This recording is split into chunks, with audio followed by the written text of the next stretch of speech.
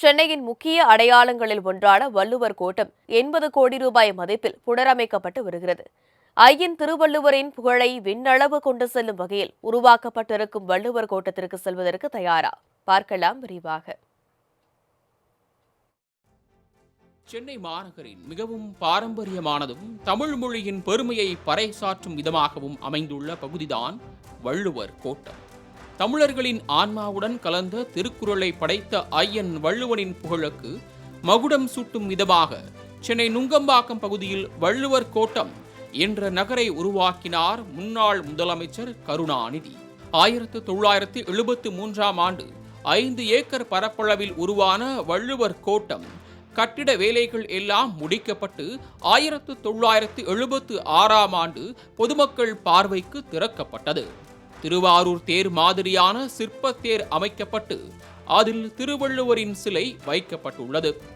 பளிங்கு கல்லால் 128 அடி உயரம் கொண்ட இந்த தேர் பார்வையாளர்களை வெகுவாக கவர்ந்திருக்கும். திராவிடர் கலையும் பல்லவர் கட்டடக்கலையும் பின்னணியாக கொண்டு உருவான வள்ளுவர் கோட்டம் தற்போது புது பொலிவு காண்கிறது. சுமார் 80 கோடி ரூபாய் மதிப்பிலான புனரமைப்பு பணிகள் தொடங்கி நடந்து வருகிறது.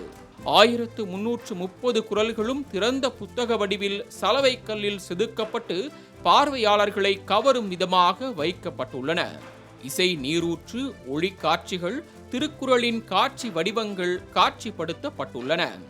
இது தவிர திருவள்ளுவர் சிலை லேசர் ஒளியில் ஜொலிக்கும் காட்சி காண்போரை வெகுவாக ஈர்க்கும். விருந்தோம்பல் குரல் போல இசை நீரூற்றுகள் பேசுவதும் வயதானோருக்கும் உடல்நலக் குறைவு ஏற்படுவோருக்கும் ஏற்ப சரிவான நடைபாதைகள், சக்கர நாற்காலிகள், லிப்டுகள் வைக்கப்பட்டுள்ளன. இதில் முதல் தளத்தில் உள்ள அரங்கில் 20,000 சதுர அடி பரப்பளவில் 68 தூண்கள் கலைநயத்துடன் உருவாக்கப்பட்டுள்ளன. வள்ளுவர் கோட்டத்தை சுற்றி பார்க்க வருபவர்கள் பசியாறும் இடத்தில் கூட திருக்குறள் வசனங்களுடன் கூடிய திரைச்சீலைகளும் நேர்த்தியான விளக்குகளும் அமைக்கப்பட்டிருப்பதில் உணவோடு சேர்ந்து குறளின் சாராம்சத்தையும் நெஞ்சில் ஏற்றிக்கொள்வார்கள்.